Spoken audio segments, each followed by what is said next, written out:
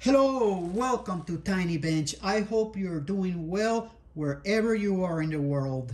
On the first part of this video, we repair the amplifier by replacing some capacitors that had exploded on the control board of the amplifier. We also went ahead and replaced all the electrolytic capacitors on that board, and we also replaced the thermal paste of 2 transistors. On this second part of the video, we're going to do a complete restoration. So I am going to begin by removing the board that controls the power meters and show you how I replace the electrolytic capacitors in that board.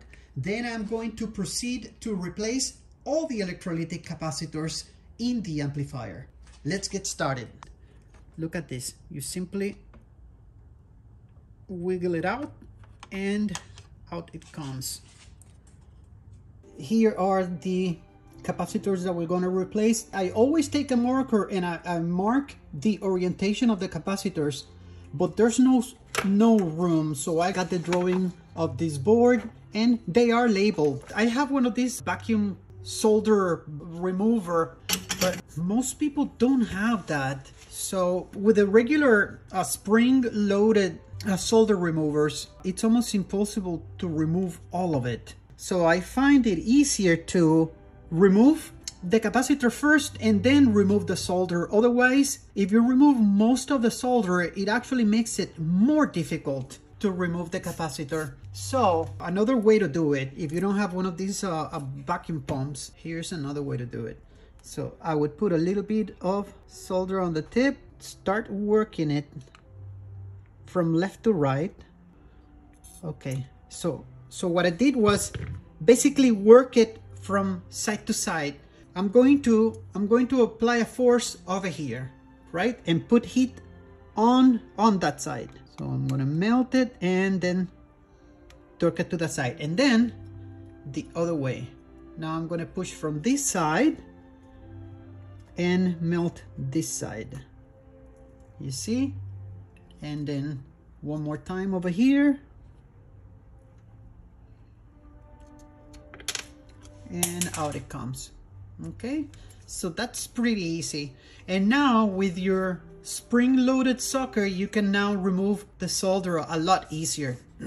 It can be very difficult. If you remove most but not all of the solder and then try to get the capacitor out, you might have a hard time. This is my hobby. I just love doing this. I don't know why. I just really love doing this. There's nothing else I'd rather be doing. This is so therapeutic for me. And I love amplifiers. I just love working on amplifiers and, you know, bringing them back to life. Okay, so I went ahead and removed this one using that method of going from side to side. There we go. Pretty easy. Now let's see how that compares to the way I normally do it.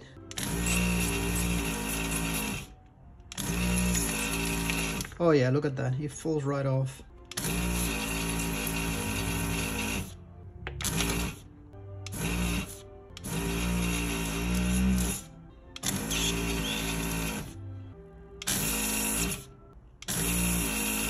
Make sure you can see through the holes, that the holes are clean for the next part to go in.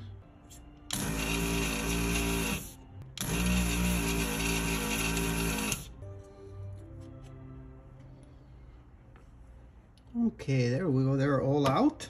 Now I want to clean the board. So I have a Q-tip and 99.9% alcohol. This really makes it easier to resolder.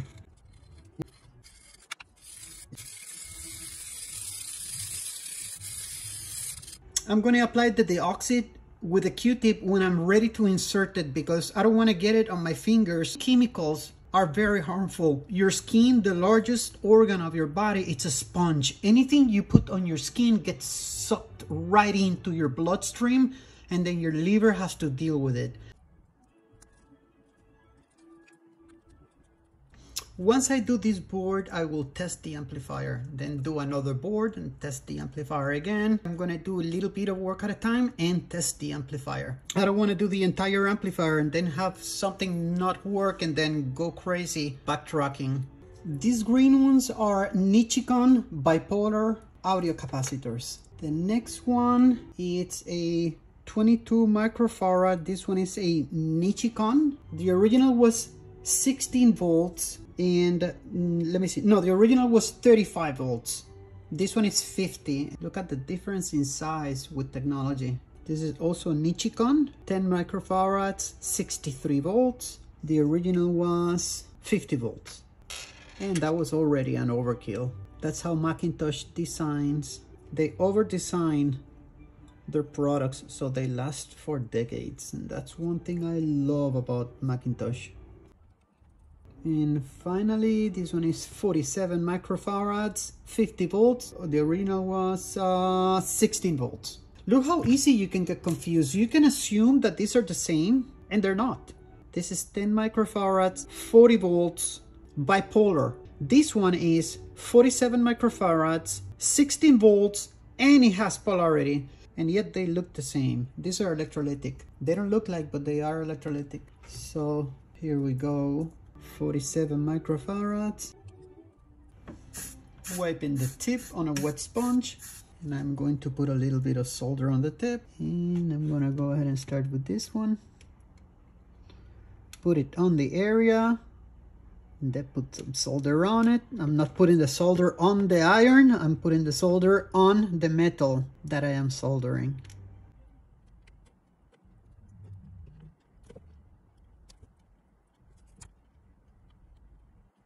To get that nice and shiny solder joints, I recommend this blend, 6337.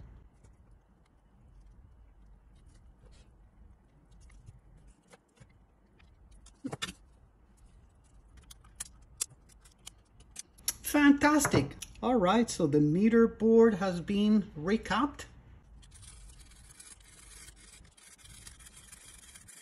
I realized it wasn't as clean as I wanted. This tiny wire brush is doing a better job.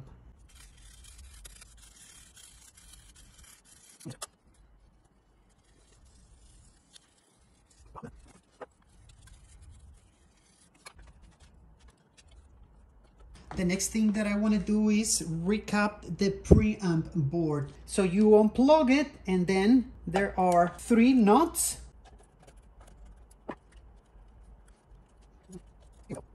And that's it. 40 volts, 10 microfarads, 100 volts. This is the preamp board, and I am using audio grade capacitors. These are Nichicon, and they're absolutely fantastic. I did another one of these amplifiers before using these capacitors, and it sounded so much better after doing the recap. This is polar, this one doesn't go in there. Non-polar, okay. 10 microfarads, 50 volts, non-polar.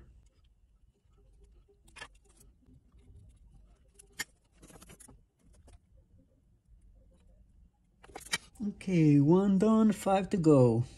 10 microfarads, 40 volts, non-polar, 10 microfarads, 50 volts, non-polar. These caps are made just for audio. The audio signal is flowing through these capacitors.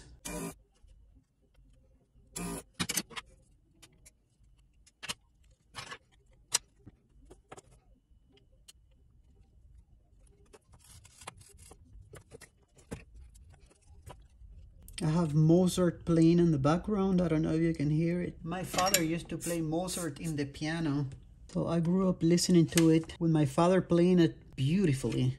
And I didn't appreciate it back then, but for some reason now I love it. It is the most soothing music for me. Probably has a psychological aspect to it.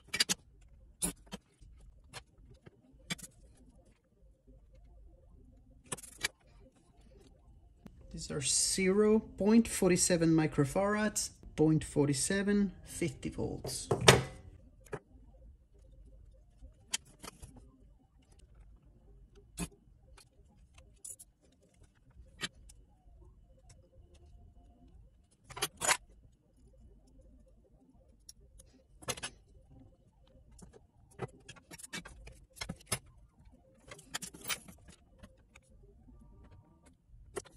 Gotta be careful. If you put too much solder, create a short circuit.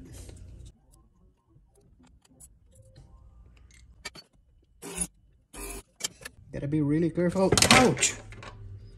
Must be very careful with these little pieces of metal lingering on the PCB. 220 microfarads, 16 volts. This is 220, 25 volts, and look at the difference in size. The old one is gigantic next to the new one.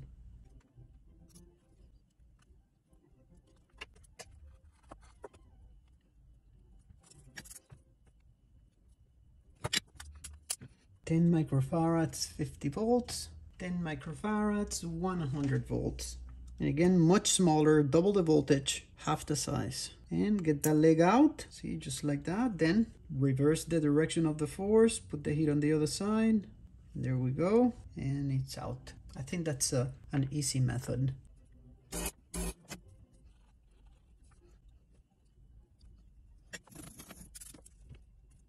Okay guys, this board is done, and again I'm going to test the amplifier and then do the other boards. All right, I'm going to give these pins a little bit of a wire brush cleaning. All right, and then I'm going to put some deoxide on them with a Q-tip once again, just like I did before with the other board. Okay, let's put the board back in. I noticed that I had left some flux around the solder joints that I just did. So I went ahead and cleaned it with a Q-tip and alcohol and a wire brush. I will show you how I did that on the next board.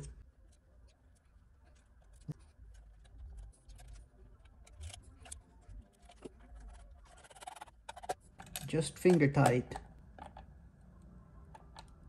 It's not going anywhere. Don't go crazy getting this too tight. You'll break the threads. Make sure you push them all the way in. This board is done. Okay, let's do the other board. Okay guys, the other board is done. Now I'm just gonna show you how it is that I clean the flux. And look at this, all the capacitors that we have replaced so far. So basically I just get some alcohol, Q-tips, and a little wire brush, and that's how I do it. Okay, I'll do the rest behind camera, so because I don't want to bore you.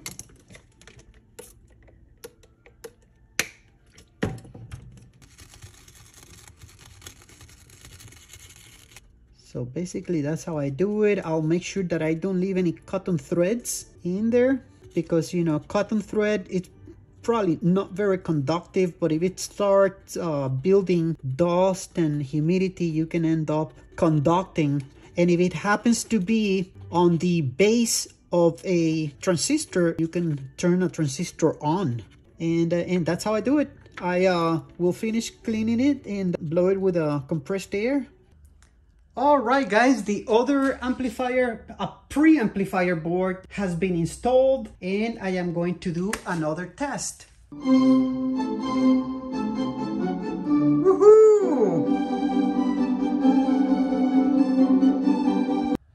The next capacitors that I want to replace are these two little bitty ones.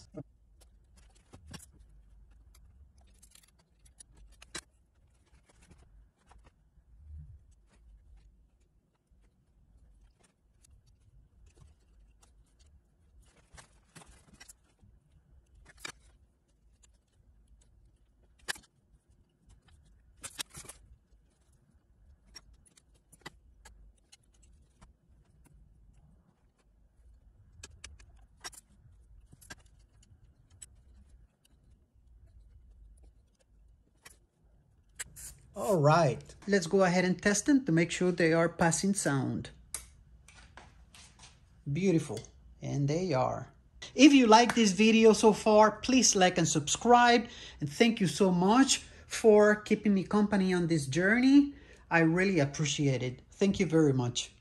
Okay guys, now I'm going to show you how I clean the volume trim pots and selector switch. I like putting the oxide in a dropper. I don't like, as I mentioned before, I don't like spraying it everywhere. So I can get the dropper in there and put a drop or two and just move it back and forth a few times. Now I forgot to put a little bit of paper towel right under it to catch it so that it doesn't drip into the amplifier. Okay, so that will catch the deoxide that comes off the switch. So you move it back and forth about 100 times, and tomorrow I will repeat the process. Okay, now here's the selector switch, and there's a part that I can reach, but I do this thing that works really well. You can use a little piece of plastic, a wire, actually anything, and what you do is you get it into position where you want the deoxide to go, and you just put it on the surface, and it acts as a carrier and takes it right down to where you want it. That works really well. And then just move it back and forth. You get the idea? So that's how you do it. Move it back and forth about 100 times and do it again tomorrow.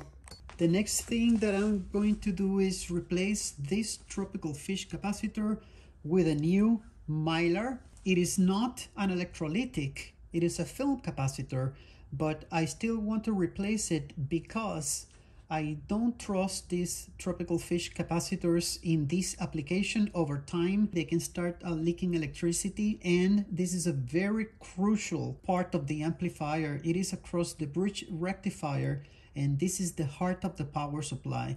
I'm also going to lift the full bridge rectifier and apply some thermal grease under it, and we'll keep it operating cool.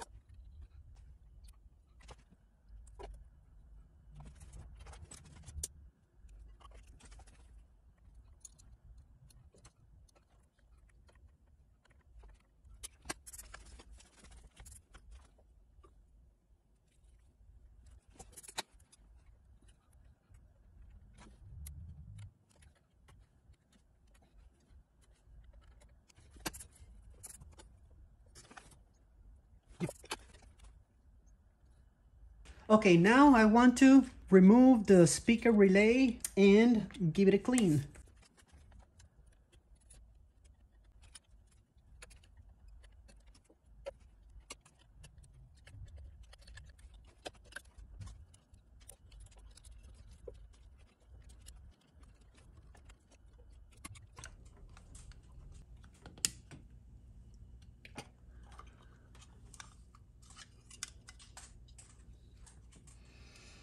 Okay, so now with a very fine 2000 sound sandpaper and some deoxide, I am just going to very gently, clean the contact points and put it back together.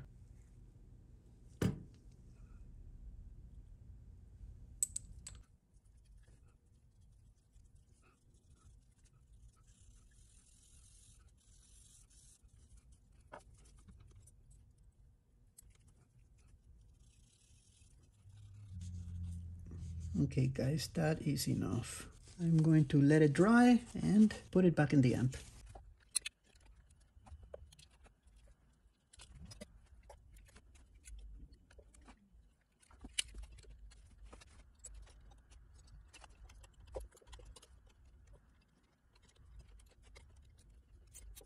Well, the next thing to do is to replace the filter capacitors.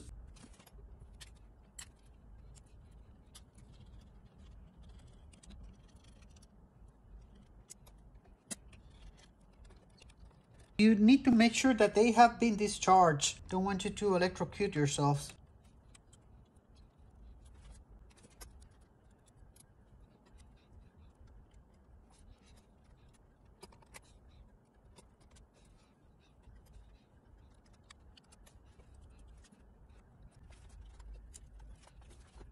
Okay, here are the old ones.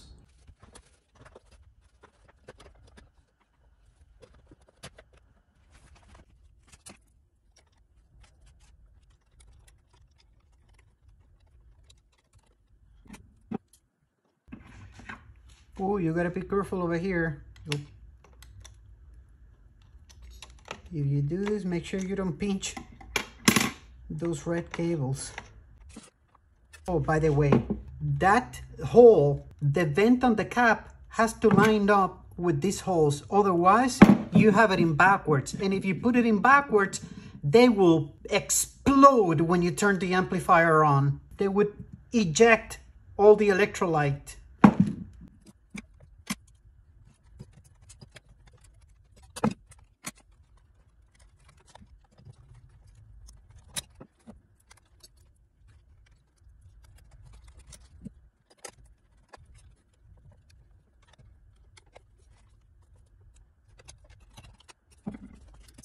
That little vent has to line up with that hole.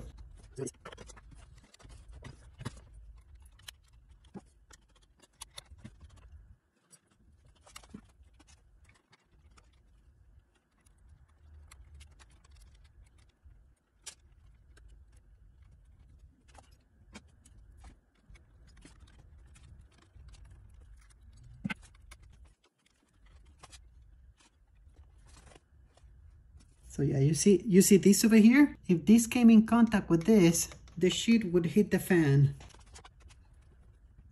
That can happen to anyone. That's why I use a dim bulb to turn things on after I work on them.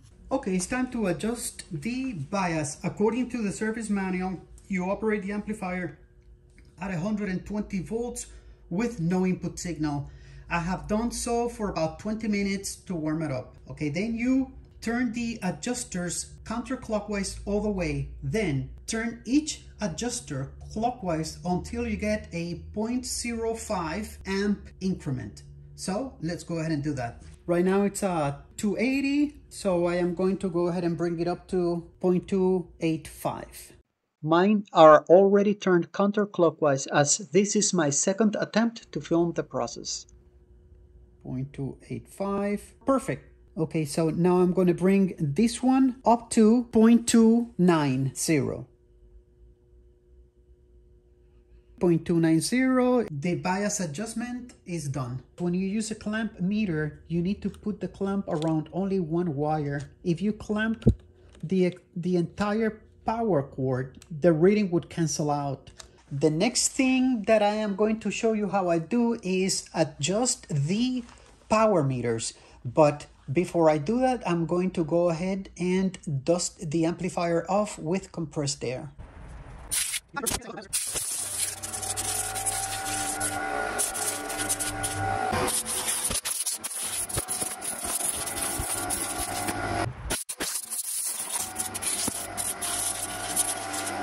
We are now going to adjust the power meters. I have two multimeters, one connected to each channel of the amplifier, and I have a 1 kilohertz sine wave going into the amplifier. I am going to increase the volume until we get 40 volts RMS. I am then going to turn these knobs over here, this one and this one, to adjust the watt meters, and then this one and this one adjust the dB meters. So I have to adjust the watt meters to get 200 watts on each channel, and adjust these two so we get 0 dBs at 200 watts and 40 volts RMS on the multimeters. So let's begin.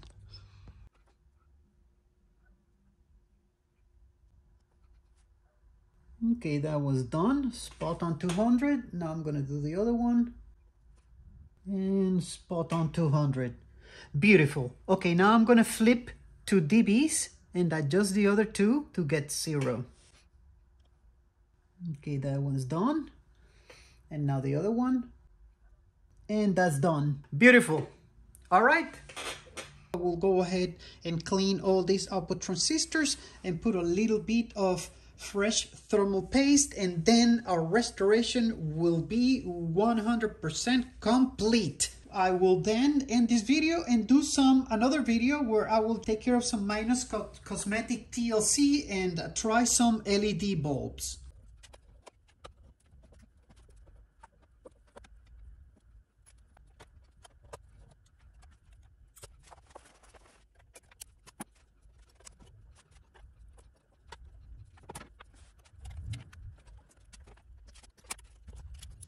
Okay guys, let me show you how I do a couple of these and then I will do the rest.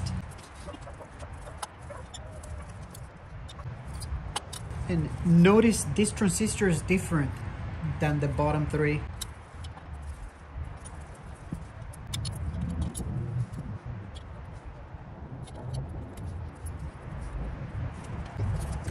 Alcohol, 99% pure.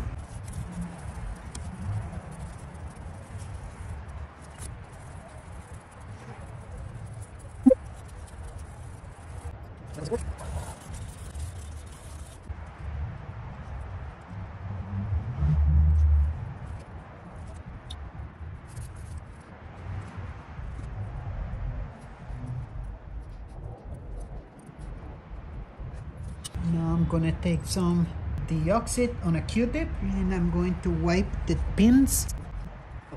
And now when I insert it, I want to make sure I don't get thermal paste from the insulator onto the pins that I just cleaned. So I gotta get them in there without touching the walls. There we go. Okay, now I want to make sure that I feel the pins snapping into place. So I'm pushing from under, and there I felt the click in. All right guys, let's do one more and then I will do the rest by myself.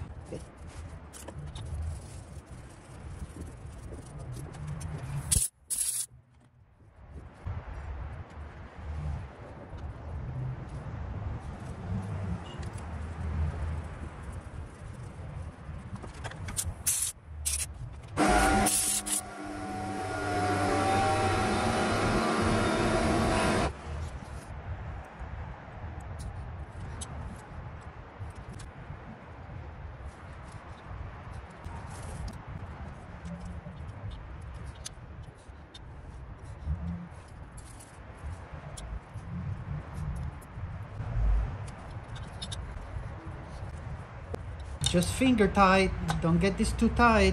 All right guys, I'll take care of the rest. I'll show you when I'm done.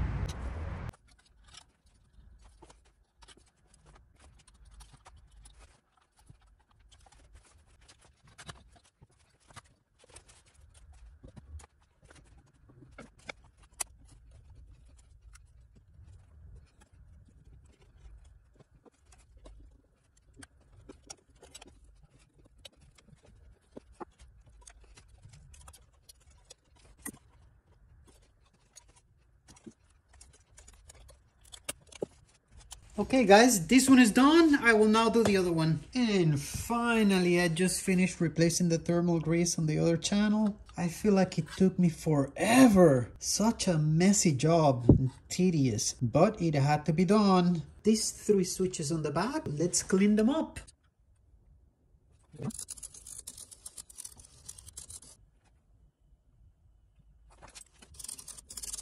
The electrical restoration of the amplifier has been completed. Please join me in part 3 to replace the lights with LEDs and test the performance of the amplifier.